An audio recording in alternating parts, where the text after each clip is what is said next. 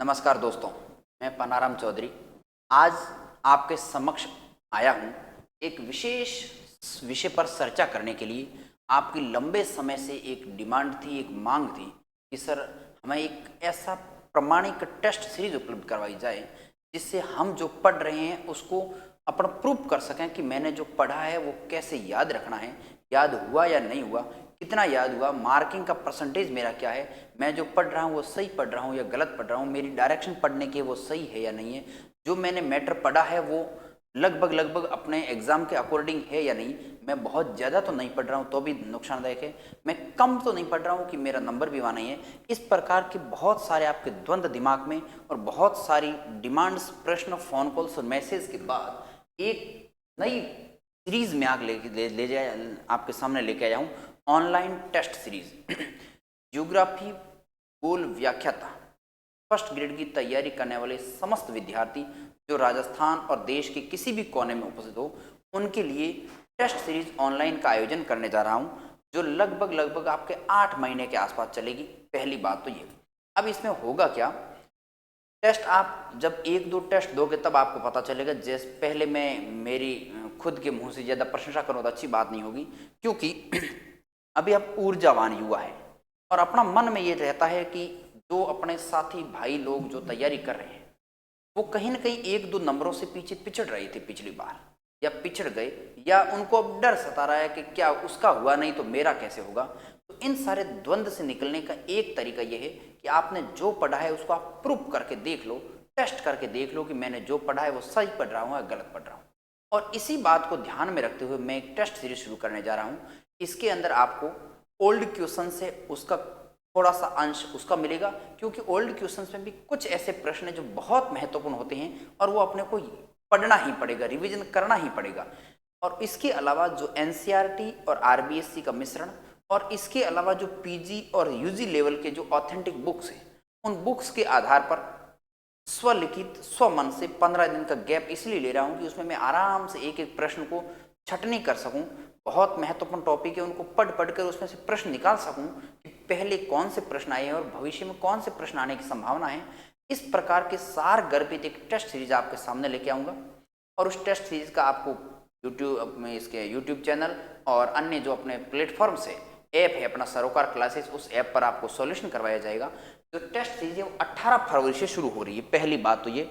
और एक मैंने शेड्यूल बनाया है, वो लगभग लगभग आपके 17-18 टेस्ट उसमें कवर होंगे, जिसके अंदर शुरुआत के 10 टेस्ट जो है वो तो यूनिट वाइज होंगे। एक यूनिट के अंदर 5-5, 6 से 7 टॉपिक ले जाएंगे और 15 दिन को आपको टाइम दिया जाएगा।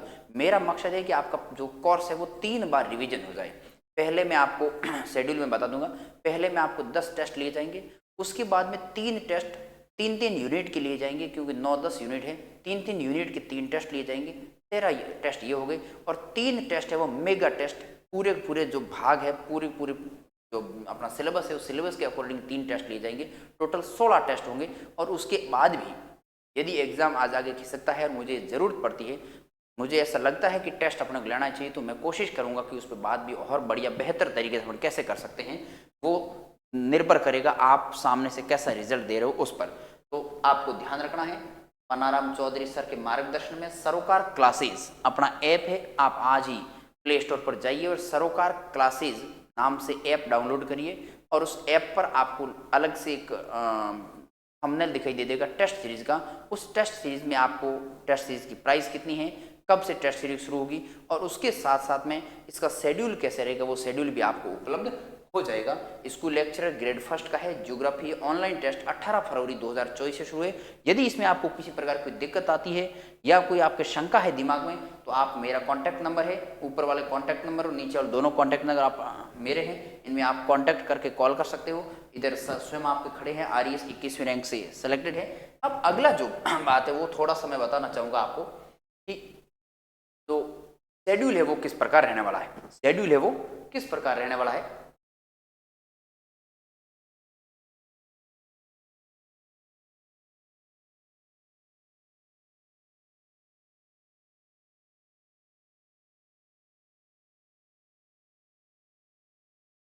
शेड्यूल देखिए, सरोकार क्लासेस ये जो लिखा हुआ टैग दिखाई दे रहा है ऐसा कैसा आपको प्ले स्टोर पर मिलेगा।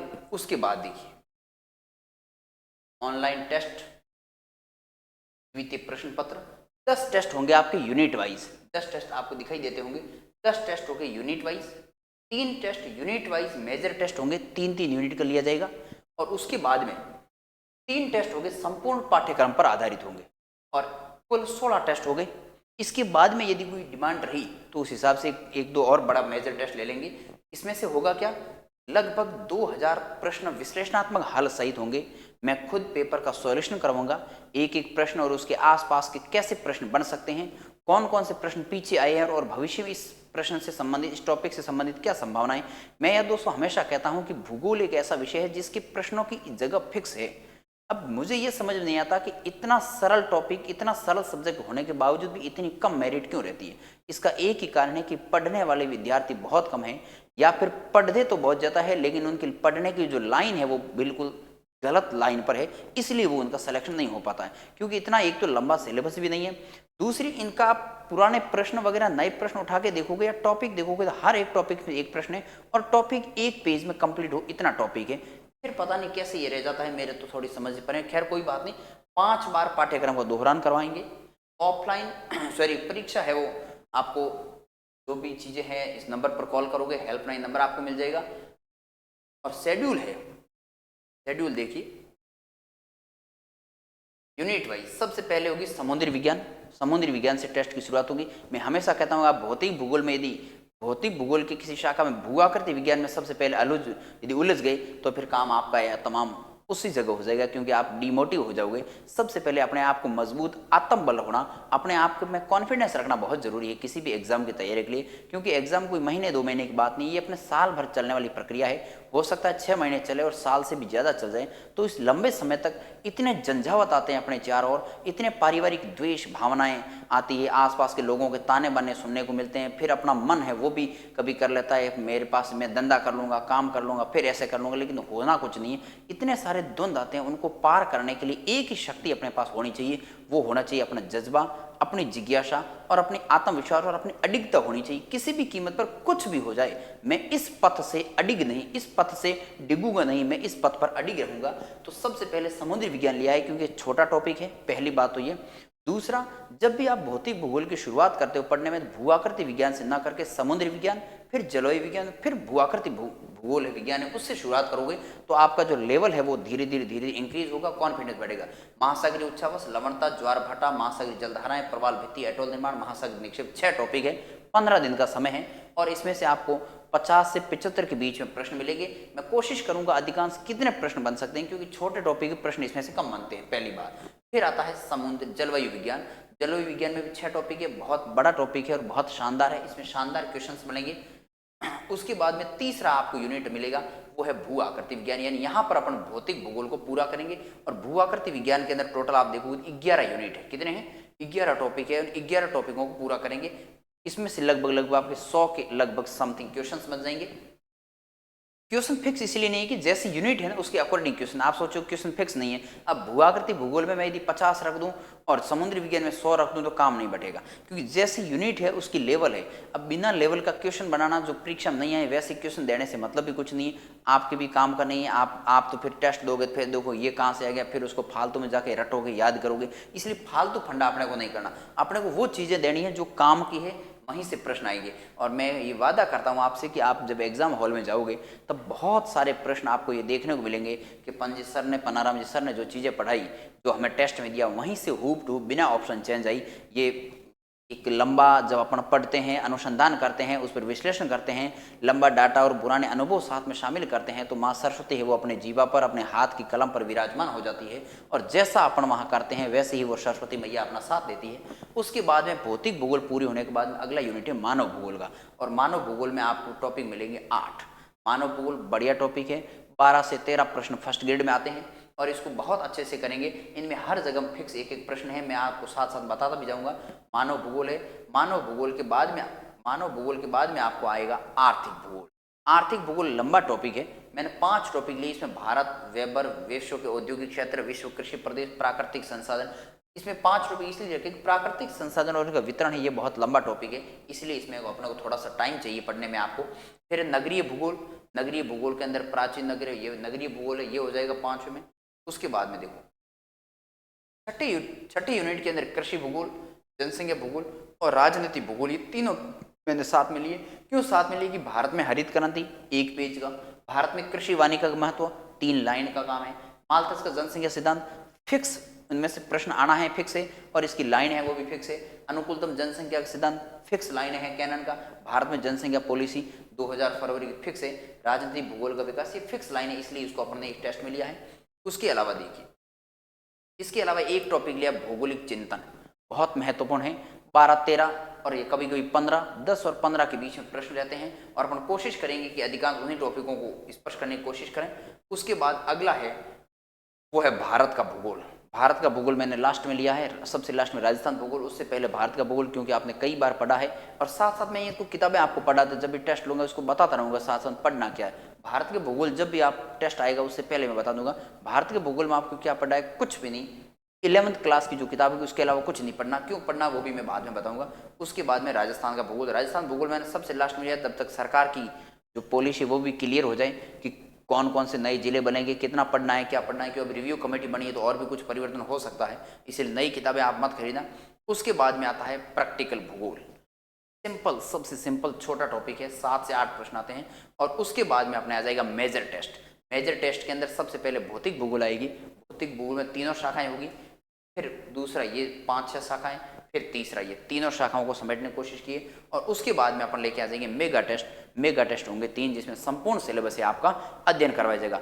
इस प्रकार मैंने कोशिश की है कि एक बहुत शानदार ढांचे से, आपका समय है वो भी 15 दिन का रही, उसमें 5-6 टॉपिक आप बहुत अच्छे से पढ़ सकते हो। दोस्तों पढ़ते समय ध्यान रखिएगा, आपने कितना भी लिखा हो, वहाँ नोट्स बनाए हो, किताबें पढ़ी हो, लेकिन जब दोबारा आप पढ़ो तो हल्के हल्के रफ पेज के रूप में, इनको नोट्स के रूप में छोटे छोटे कीवर्ड के रूप में लिखते रहिएगा, ताकि आपकी तैयारी मजबूत हो जाएगी। यदि आपने कीवर्ड ढंग से नहीं लिखा तो आपकी सिर्फ पढ़ी हुई चीज़ें हैं, दोबारा याद नहीं होगी, उनको आप पेन और रफ कॉपी के साथ में लिखते रहिएगा। इन्हीं आशा और उम्मीद करता हूँ कि चीज़ें जो मैं बता रहा हूँ, जो आपके समक्ष प्रस्तुत कर रहा हूँ, आप इन पर विश्वास करेंगे।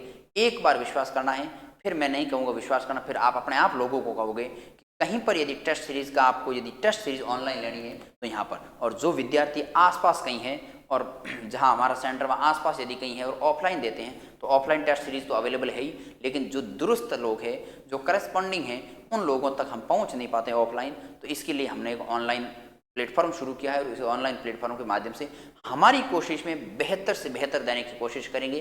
दिन रात, सुबह शाम, सर्दी गर्मी वर्षा, जैसा भी मौसम होगा हम उसमें आपके लिए हमेशा तत्पर रहेंगे। लेकिन ज़रूरत है दोस्तों आपके साथ की, जब आप साथ हो जाए, हम भी साथ दें आपका और आप हमारा साथ दें, तब मिलकर यदि अपन नैया पार करने की कोशिश करें तो अपने को कोई मल्लाह वगैरह रोकने वाला नहीं है। अपनी नाव वहीं पर जाके रोकेगी जहां पर अपन ले जाना चाहते हैं, लेकिन उसके लिए आपको हिम्मत जुटानी पड़ेगी, हौसला जुटाना पड़ेगा।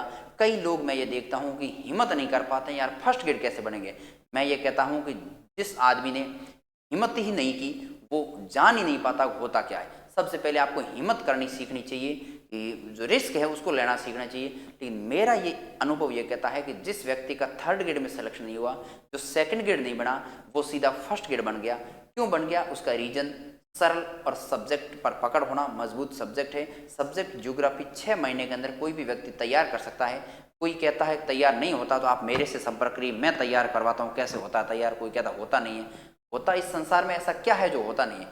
संसार में हर बात है वो इंसान चाहता है। धरती के अंदर जो कुछ वट वृक्ष इतना बड़ा पेड़ होता है, लेकिन वट वृक्ष का बीज आप देखोगे जो राई का दाना होता है, उस राई के दाने के 8वें भाग के बराबर होता है, यानी एक नाखून जितना भी नहीं होता। और उस नाखून जितने भाग से इतना बड़ा वट वृक्ष कैसे निकलता है ये अपन कल्पना नहीं कर सकते। लेकिन वो उस बीज की सामर्थ्य है, उस बीज का क्षमता है, उसकी कैपेसिटी है कि वो जैसे ही धरती में बोया जाता है तो उसमें से वट वृक्ष धीरे धीरे बड़ा वट वृक्ष बन जाता है। जब एक तरफ उस बीज को रोको और दूसरी तरफ वट वृक्ष को देखो, कोई कल्पना ही नहीं करने लगता। अकल्पनीय बात है कि इस बीज से इतना बड़ा वट वृक्ष, यानी कि उस बीज के अंदर क्षमता थी। तो अपन कितने भी छोटे हो सकते हैं, कितने भी अपने पारिवारिक आर्थिक दृष्टि से कमजोर हो सकते हैं, लेकिन अपने यदि जज्बा है, जोश है, जिज्ञासा है, ज्ञान पिपासों की प्रवृत्ति है, तो अपन कुछ भी कर सकते हैं। अपन एक बीज से बहुत बड़ा वटवृक्ष शामिल कर सकते हैं। आज जो व्यक्ति आपसे नहीं बोल रहा था, कल वो आपके चरणों में को स्पर्श करे, ऐसा अपन बन सकते हैं। ऐसा मैं बनाऊंगा। आप साथ रहिएगा, धैर्य रखिएगा, धैर्य मत खोइए, कॉन्फिडेंस हाई रखिए, सब कुछ अच्छा होगा। और इसके अलावा जो भी विद्यार्थी आर्थिक रूप से अक्षम है, यदि ऐसा किसी को लगता है किसी के माता नहीं है, किसी के पिता नहीं है, आर्थिक रूप से अक्षम है या विकलांग दिव्यांग ऐसे है, तो वास्तविकता दर्शाइए। पहली बात तो ईमानदारी सबसे बड़ी चीज़ है। यदि आपने गलत सूचना हमें दी तो आप जिस व्यक्ति की, जरूरतमंद व्यक्ति की सेवा होनी चाहिए वो सेवा नहीं हो पाएगी। बात 1000-2000 रुपये की नहीं है, बात मानवीयता की है, इंसानियत की है। तो जो विद्यार्थी ऐसे हैं जिनके माता या पिता नहीं हैं, या जो विकलांगता की श्रेणी में आते हैं, या इस प्रकार की विशेष महिलाएं जिनको पढ़ने में बहुत बड़ी दिक्कत आ रही है, वो किसी भी परिस्थिति में पढ़ना चाहती है लेकिन परिस्थितियाँ उसकी अनुकूल नहीं है, प्रतिकूल है, तो ऐसे जो भी विद्यार्थी है वो मेरे फ़ोन कॉल नंबर आपको मेरे ऐप सरोकार क्लासेस पर मिल जाएंगे। यूट्यूब चैनल मेरा ज्योग्राफी पॉइंट बाड़मेर है, उस पर मिल जाएगा। वहाँ से आप हमें प्रदान कीजिए, वहाँ से आप नंबर लेके मुझे कॉल कीजिए। मेरी तरफ से जो हेल्प होगी मैं आपको करने के लिए तैयार हूँ, क्योंकि हम ही उसी पृष्ठभूमि से आते हैं जिस पृष्ठभूमि को आप, जो पृष्ठभूमि में आपके सामने तस्वीर प्रस्तुत कर रहा हूँ, ये पृष्ठभूमियाँ बहुत सामान्य नहीं होती, असामान्य स्थिति होती है उस स्थिति से व्यक्ति को निकलने के लिए। इसलिए वो समस्याएं हैं वो मैंने महसूस की है, तो मैं जान सकता हूं कि वो समस्याएं कैसी है। तो दोस्तों साथ दीजिएगा, अधिक से अधिक लोगों तक शेयर कीजिएगा ताकि ज़रूरतमंद व्यक्ति तक ये बात पहुंच सकें कि एक तो ज़रूरतमंद व्यक्ति की मदद के लिए, और दूसरा जो टेस्ट सीरीज है इस टेस्ट सीरीज के लिए अब 18 फरवरी को प्रथम टेस्ट है आपका, उसके लिए तैयार रहिए। अपना जोश, जज्बा, जुनून जो भी है वो पढ़िए। पढ़ने के लिए आप जो भी पढ़ रहे हैं, जो भी आपके पास मैटर है वो आपके पास पर्याप्त है। जिन भी गुरुजन वृंदों ने आपको पढ़ाया है वो बहुत महान है। इस धरती पर जो पढ़ाने निकला है वो कोई भी खराब नहीं, सब अच्छे हैं।